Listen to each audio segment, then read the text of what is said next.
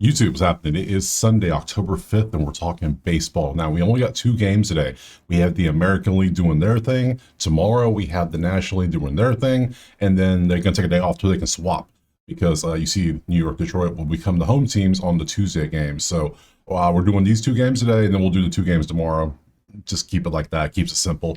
So we're going to break these down, spreadsheet props, everything we always do. Let's go ahead and recap yesterday because there were four games. Everyone played. I took 5 plays. Milwaukee crushed, absolutely demolished. Yankees did nothing. The bats were ice cold. Ohtani had 9 strikeouts. I thought he was going to get pulled early after the way he started, but 9 strikeouts. The Dodgers roared back and won, and Naylor went out there and went 0 for 4. So that's a 3-2 day, and overall, slight profit, we take that. So if you want to play Slate for every sport, for everything I do, or use one access the spreadsheet or the chat so you can join when we do live bets and things like that, go check it out there. Simple stuff. So enough of that. Let's see. We have 2 games. This is going to be very quick. So let's go ahead and jump to the first game right now. All right, first game up is going to be New York and Toronto. Currently, the Yankees are a 140 favorite. You see with an 8.5 total. We come over to the sheets. We look at the numbers, and both teams' offenses are doing quite well. Already kind of like over 8.5. Depends on who the pitchers are. I don't know yet. I haven't looked. So we have all this pulled up. Let's go ahead and bounce over to the pitchers to see what we have. Now, this is Outlier, link in the pin comment. Go get your week for free for every single game. Matchup, sport, whatever. It's all there. We have, it's Fried Chicken Sunday. It's Max going out there versus Trey Savage. Okay. I do not remember anything about Savage. So let's go ahead and pop up the ESPN thing because I know he hasn't pitched much. And let's go this and scroll down. And he's pitched in 3 games. He struck out 9 against Tampa in his debut. I remember him now. 5 innings, 9 strikeouts. That was Tampa. That's a good job. 5 strikeouts in 5 innings versus Tampa the second time. And KC, he gave up. Well, he got rocked against KC a little bit. So we'll see how he does today. He's at home, but he's facing the Yankee bats. That's a big upgrade between Tampa and KC. You're facing New York now. So I didn't know that's going to go. So let's go ahead and pop on over here to the back over here. So you see what's the strikeouts looking at? 11.5 outs. That got him. Can you go 4 innings? Because right now, it looks like you can go 4 innings on the outs. Strikeouts 4.5. I want to look at this. I mean, the Yankees haven't been striking out. They're 11th now. Remember, they were 20 something, like whatever. But the averages, they're averaging 9, which means they're averaging 1 per inning. Because 4 innings, that's 4 strikeouts. Don't love that. So we're gonna look at that, and then we gotta look at Max, but we're not looking at strikeouts. Not against Toronto. Absolutely not. No, we want earned runs if anything. So. Maybe hits allowed, things like so. Trey, there's his strikeouts. If you want to take that, I'm not. I'm going to kick him off. Gone. Max, there's his earned runs in the last 8 games, 10 games, really, if you count these two. Head-to-head versus Toronto, last 3 games, they have got to him. 4-4-3. So that is potential. We could get something there from him. And that's all this season recently, because this is April. That's last season. So what was that? August? July? What the hell, 7? I can't remember now. That's July. July, September. Okay, good. Let's look at hits allowed. He doesn't give him any hits. That's head-to-head, though. And we got last 10 hits allowed, and we got last 5. So, okay, I don't want to do hits. If anything, I could do earned runs, but he's been pretty nasty overall the last 10 games. None of these. Only time Toronto. A green Toronto right there. So that is potential, but this was Boston, Baltimore, Boston again. That's a lot of Boston matchups. Let's go to matchups. Let's see what the history is.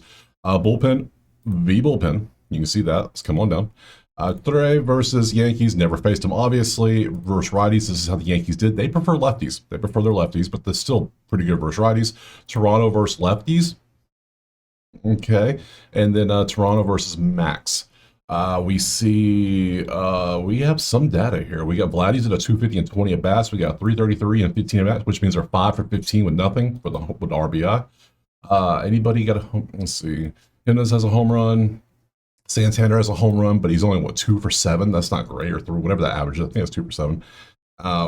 Schneider is 091. That ain't good. 2 for 9 for Straw. Springer's got a home run. He's 5 for 15 with a home run and a 1.0. Not the best numbers overall. Let's go look at the HRs, see if we can find something that looks good here, because I don't know. If anything, I kind of like the over. We saw Max can get hit, and we have a guy who's only pitched 3 games and going to the first playoff start. We'll see how he does. We got Judge, we got 0, we got Clement, and that's the only 2 we got. Other than that, we have hits. So then we have a bunch of 60% here. We only want the 80 or higher. So Judge is at 1.8 and 3.2. Okay, 3.2 is great, but then you get rid of this one that's caused, then you're back down to 1.8, which for 150, nah, I don't like that. Don't like that. Ernie is at 2.6 and 1.9. I don't like that at all. That's disgusting. So All right, so we have options. What do we want to do here? I'm only taking one play in this one. There's not enough here for me to like to take multiple plays. So one play, one shot, one opportunity to make the most. Oh, let's see. Do we dare? The things I'm leaning over because of the pitching situation. I don't really know if I want anything else. I think I'm just going to take the over. That sound good? Am I missing something? Like the teams both can show they have pop. Yankees were chill yesterday. Toronto was popped. So yeah, let's just take over 8.5. We're going to take that. So because then we always get to rely on the beautiful bullpens to come in, and we know how the bullpens act around here in the majors. They are specialists at giving up runs. So give me over 8.5 for that plus 105 line. That is right there. You can see it, plus 105. I'm going to take that. Move on. Next. All right, next up, we got Detroit in Seattle at 8 p.m. So it's going to be on the same time as the Sunday Night Football, which is great. I love that they spread it out nicely like this. So we have Detroit at 125 at a 5.5 total. We come over here, we look at our numbers, and the first thing I noticed, I already highlighted it. Bang, strikeouts central, baby, for both teams. 11-9 and 10-5 in their last 10-game average. That's a lot. That's a lot facing who you're facing today. So Detroit's offense is, yeah, they won yesterday 3-2, but it took 11 innings to get 3 runs, so that doesn't tell much. Seattle struggled a good bit. Hell, they've been struggling. They lost 4 games in a row now they lost. What are you doing, Seattle? Why? You know the playoffs started, right? Hello. Get to work. So let's go ahead. I was already doing a little preliminary looking at who was pitching. I already know it's Scooble. I had to look at 8.5. What are we doing? That is a lot of strikeouts. And then Castillo's going out there too. So let's start with Scooble. Strikeouts. 14 last game against Cleveland. Good job overall. He's averaging 7.4 over 8.5. That's not good. But Seattle's 27 in strikeouts, so that could be a thing. We go head to head versus Seattle. This is his last 4 games. 9-9, 8, and 5. You know a lot of people are going to be taking Scooble today. You know they are. But his question is, do we take his strikeouts or do we dare look at, oh, damn, they tee off on him too. 4.32, oh, 2.5 average, huh? I was going to say maybe we take his earned runs because he's been pretty nasty. It is playoff time, so, man, how many hits you give up? You've been giving this is his last 5, 3.5 hits against a team that's 14th in hits and 7th in RBIs and 8th in runs. You've been giving up hits. You're averaging 4.6 over a 3.5 head to head. How you do?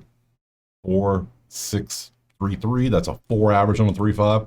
Potential. I mean, there's some potential there. Castillo strikeouts. He struck out 10 Rockies last time out in his last outing on September 24th. And now he faces Detroit, who was terrible at strikeouts. So I almost want to take this out of principle. Are you going to, how many innings are you going to pitch? Yeah, you'll pitch a long time too. So I know Scooble's going to be a very popular play. I love Castillo going up against this offense. I just have to love for strikeouts. I love it. 6 strikeouts is all he's got to do. Let's look at the head-to-head. Has he been doing it, though? Let's see. Head-to-head. Yeah, the last two of the last 3. He had 9, 6, and he had a 5 here. He missed by half. So that was last season. That's this season. Yeah, I would take Castillo. You know what? I'm going to take Castillo. Let's just go ahead and Castillo over 5.5 Ks. We'll look at the history and see if I want to take that off, but I'm pretty certain it's going to stay on the list. So let's go to matchups. Bullpen down. We go too far. Castillo versus Detroit. Anything? Do they tee off on him? Is the main thing I look at here. And what am I seeing? I'm seeing Torres as a 0.71. I'm seeing Torque as a $1.43. I'm seeing Keith as a $1.43. I see a home run for Sweeney, but he's 1 for 3. That does nothing. Carpenter's 1 for 5 with a home run. Okay, great. Yeah, nobody tees off on him. And look at the strikeout rates. Look at the percentages. Those are pretty decent. 20 or higher. I can work with that. I think Castillo can get 6 strikeouts based on this. Because I'm not worried about Detroit's bats teeing off on him, so he's going to get plenty of opportunity to get strikeouts because he's going to get plenty of innings to pitch. Makes sense? Cool. First righties, Detroit. There you go. Nothing scary there. Seattle versus lefties. Suarez likes him some lefties. So does, oh yeah, Big Dumper. Big Dumper, love lefties. Scooby versus, let's see what we got. Humpty Dumpty up here got a 2 for 9 with a home run off him. Barber's got a home run off him. Polanco's got a home run off him. Crawford's 4 for 5. That's something.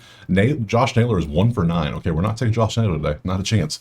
Randy's 278. Robles is a 1 for 9. Oh my God. Okay, strikeout numbers are very high on some of these. So yeah, you could take Scooby strikeouts. I don't think I am. Could he get it? Yeah, but that's 9 strikeouts. That's 3 entire innings. He has to pitch strikeout everybody. which means he's probably going to go 7 innings. I'm assuming it's playoff time, so I assume he goes 7 innings. Especially since yesterday was a bullpen game for Detroit. How many people are available in the bullpen? Let's take a look. Detroit, rest 0-0.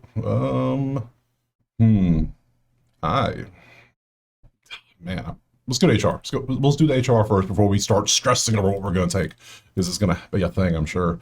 The Carpenter, you saw he's terrible, but we'll look at it. Naylor, 0-0. Yeah, you know it's bad when Naylor's at a 0.5 and that's not good. Riley Green's 1.5. Keith, oh my.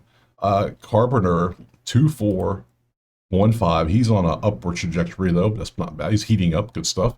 And then we got Riley Green, who's at 1.8 and 2. Ew, disgusting. So we have 2 beast pitchers. What's our total? Oh, I didn't even notice the total. I've never seen a total this low. 5.5. I didn't even notice that when I started this. I saw this and I was like, oh, okay, cool. I kept on going. I'm focusing on Scooble, obviously. Damn, that's low. Wow. Wowie, wow. So that's so low. That's so low. All right. Okay, I'm keeping Scooble 100%. That's Scooble. I'm keeping Castillo strikeouts 100%. You see his last 5. You see his last 10. Yeah, I know, but I love the fact Detroit's 30th. I think I got to take Scooble anyways. I think we have a pitching gem on our hand. And if I don't take Scooble and get me a little piece of money on that, I might be a little angry. So, I hope this is 0-0 in the 7th and both pitchers double-digit strikeouts. That's what I'm hoping for. Where's it at? Strikeouts? There. Because we go last 10. Yeah, he has shown he can do it nicely. Cleveland, A's, head-to-head, you can see whatever. I don't care. I'm taking it. It's playoff time. This is where the stars shine. If you can't get 9 strikeouts, then, well, this is why we only straight bet. We do 1%. If we lose it, we lose it. Whatever. We win, great. Our balance changes. Either way, that's 3 plays. Over Castillo and both strikeout pitchers. I think I'm taking that. I don't need anything else, do I? I don't think so. So let's go over here. We are done. I'm not doing a parlay of anything. No money. I have no clue who's going to win these 2 games. Not a clue. Second game might not even have a run till the 9th inning. Who knows? Under 5.5 might be the best play. But I ain't betting. You lost your damn mind. I ain't betting this. Who knows? It could be like yesterday with Ohtani getting tagged for a few runs and still getting 9 strikeouts. It could happen. So, but tomorrow I will be back. I will break both of the NL games down. So I appreciate being here. Drop a like, subscribe. If you haven't, check out the HQ, check out Outlier, and I will see you tomorrow on Monday for some more baseball. Peace.